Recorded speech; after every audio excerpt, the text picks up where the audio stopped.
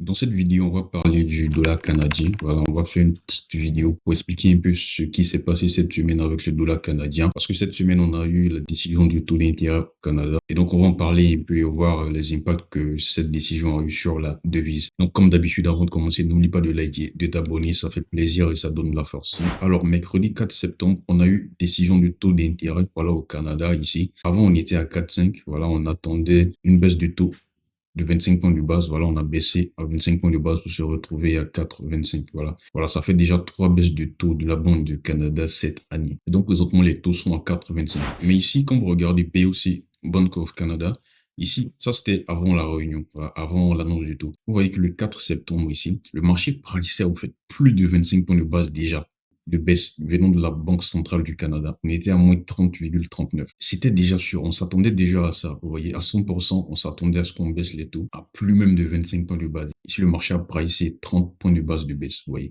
Et donc, quand la Banque centrale vient qu'elle baisse le taux à 25 points de base, il n'y a pas de surprise, il n'y a pas de mouvement. Limite, même la Banque centrale a baissé moins que ce à quoi on s'attendait.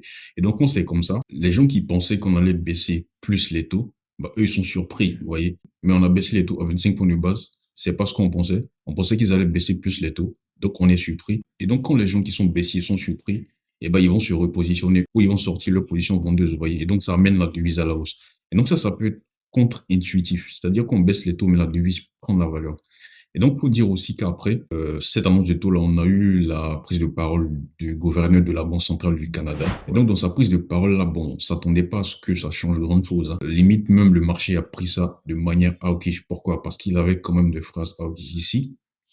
Par exemple, il dit que l'inflation pourrait augmenter plus tard en 2024. Il existe un risque que les forces à la hausse sur l'inflation soient plus fortes que prévu. Et donc, s'il pense que l'inflation pourrait augmenter plus tard en 2024, ça, c'est une phrase hawkish. Ça veut dire que si tu penses que l'inflation monte, ça veut dire que tu n'es pas prêt pour baisser les taux. Ou potentiellement, même tu peux monter les taux. Je ne dis pas que c'est ce qui se passe au Canada, non. Mais dans la théorie, c'est ça. Quand on pense que l'inflation va monter, on ne doit pas baisser les taux. Et si on baisse les taux, ça va aggraver cette inflation-là, vous voyez. Et donc ça, c'est une phrase hawkish. Son discours en lui-même, il était assez mitigé. Il y avait des phrases hawkish, il y avait des phrases dovish, vous voyez.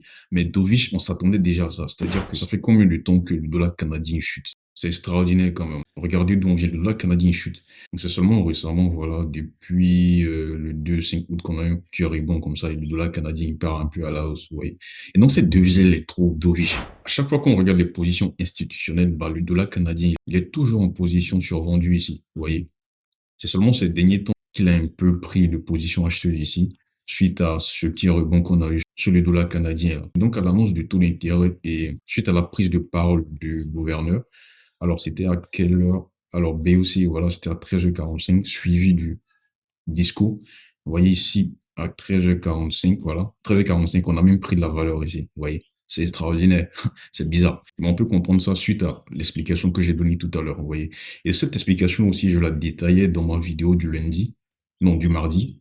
Le mardi, j'ai fait une vidéo de ce à quoi on pouvait s'attendre cette semaine. Et j'ai dit que probablement l'annonce du taux au Canada, ça n'allait rien nous donner de bon, vous voyez. La seule chose qui pouvait se passer, qui allait surprendre le marché, c'est si on baissait par exemple à 50 points de base. Et donc ça, je l'expliquais le mardi.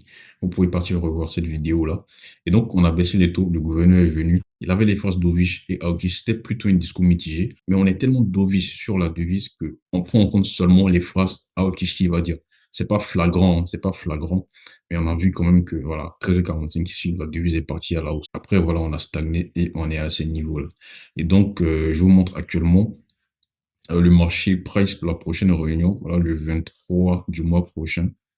Alors, le marché price encore une baisse de taux à 100%, tout simplement. Alors, ma vue sur cette devise-là, c'est quoi? Personnellement, je ne prendrai pas position sur la devise. Si on doit prendre position, tout indique que la devise va aller à la baisse, alors que la devise est déjà survendue.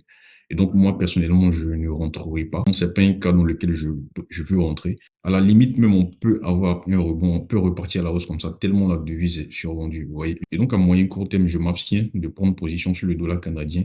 Le lundi, je ferai une vidéo pour expliquer ce qu'on attend dans la semaine sur le dollar canadien. Et donc, ne ratez pas la vidéo du lundi. Et donc, j'espère que cette vidéo était assez claire. J'espère qu'elle vous aura éclairé sur ce qui s'est passé sur le dollar canadien cette semaine. S'il y a des questions, laissez-moi en commentaire. On se dit à très bientôt.